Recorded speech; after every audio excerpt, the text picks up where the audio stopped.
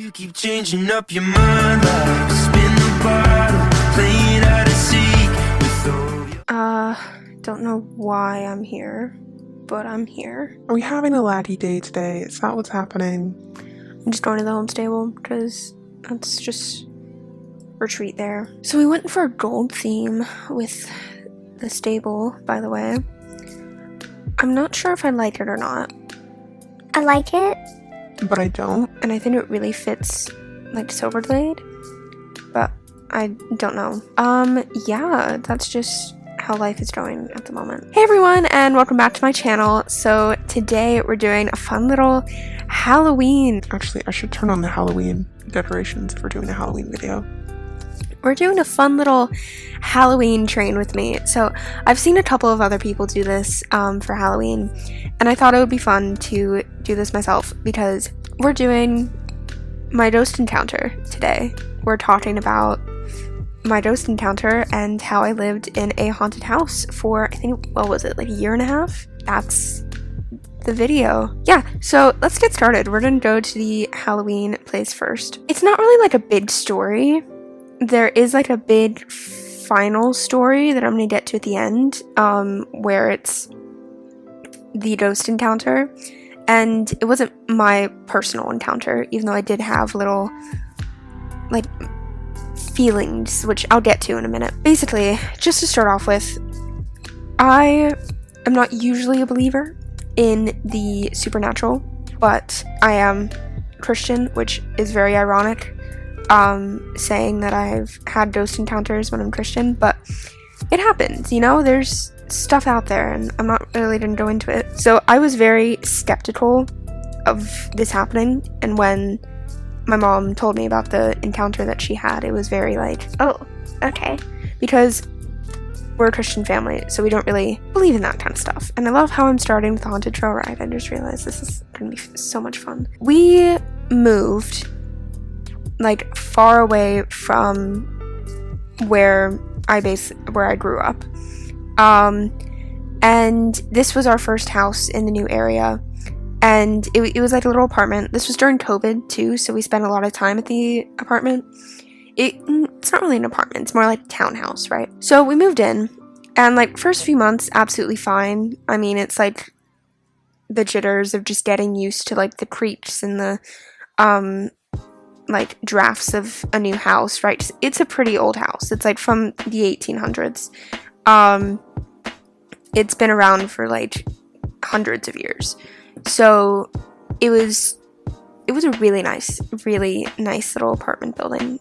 It's not an apartment building, it's like a townhouse, but it wasn't like... It was a nice house, right? Like it was nice on the inside. It was like that cute look of old on the outside but like new on the inside. I love houses like that. So there were like little moments where I would be home alone, or like I would just be somewhere in the house alone, or even sometimes like with family and stuff.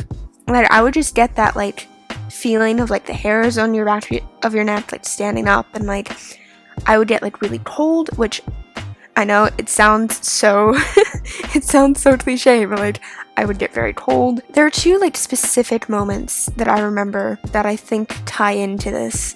Is one time my parents were out for some reason, and I was home alone, kind of like, it wasn't really late at night, but it was like kind of, it was in the evening, and it was dark outside because where I live it gets dark like really early, especially in the winter. And so I was just like eating a salad because I thought, why not? Let's eat a salad for dinner. Let's be healthy for once in our lives. And I was watching Olivia Rodrigo's like Sour movie, where she like sings all the songs in like different parts and like explains what it is. I remember it specifically. I was sitting on the edge of the couch, and how the couch was positioned was you had the front door, and it was the kind of thing where like you had a walk-in like square room. So you have the front door that gets you inside the house, you have a square room that's kind of like cold, and that keeps the cold in there, and then you have like another door that is just there to keep the cold air in that little room. It's kind of like a mud room, if you guys know what that is, like a mud room. And it wouldn't usually get very cold there.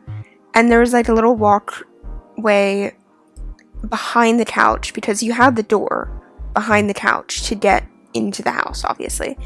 And so I was just like sitting there on the edge of the couch, kind of like in the corner. And I just get this feeling that like something was watching me. And like I was like, oh, it's fine. It's just like, because I sometimes get scared to be home alone, just because my imagination runs wild with me sometimes. So I was just sitting there eating my salad, and I had this like really deep feeling that something was watching me. And like I felt like it was behind me. And like it wasn't that kind of feeling of like the usual like I'm home alone, like I'm defenseless kind of thing. No, it was like the something is literally watching me right now, and I don't want to turn around. And like it honestly freaked me out. So I just calmly like didn't look behind me. I finally got up after like 10 minutes of sitting there being like, something's watching me. And I just like put my stuff away in the kitchen and basically scurried upstairs like a scared little rat. Because I literally like ran upstairs, didn't even look behind me, and just ran upstairs. And like, yeah, it was petrifying. And then I spent the rest of the night on Star Stable until my parents came home. At the time, I didn't know everything else that my parents were experiencing too. So it was just kind of like, oh, I freaked myself out. Like, I just psyched myself out. Like, it's fine. Like, nothing's actually there. No, I think something was actually there. Because my dad had his office kind of like down in the basement. And it was kind of like a room where I would go if I wanted to like call with my friends. At the start, when we first lived there, I didn't have like a desk in my room. So I would go downstairs to like call with my friends on my dad's desk so I could like play Star Stable with them and stuff. Or like I would go down there and like dance or like work out kind of thing, just to move, right? Because there was actually space down there.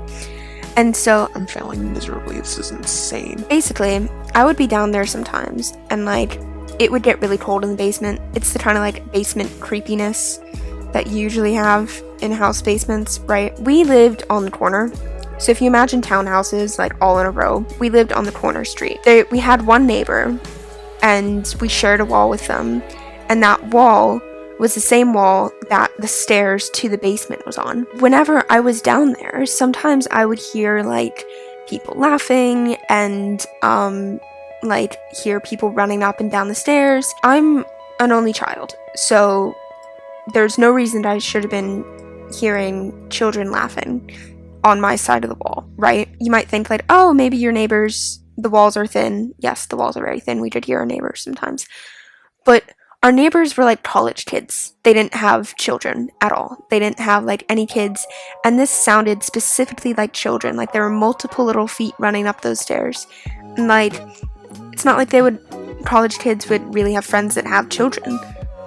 So it was just, it also kind of creeped me out to be down there too. It was like little moments like that where I was just like, it's a bit stranger than the usual like new house scaries that I get. I don't know if anybody else gets that, but like that feeling of like I'm in a new house and I haven't like slept here before, so I just don't know like what to expect. Another kind of like moment that I felt that like something's watching me feeling is I was home alone again, and I was taking a nap because I don't know why. I was just taking a nap.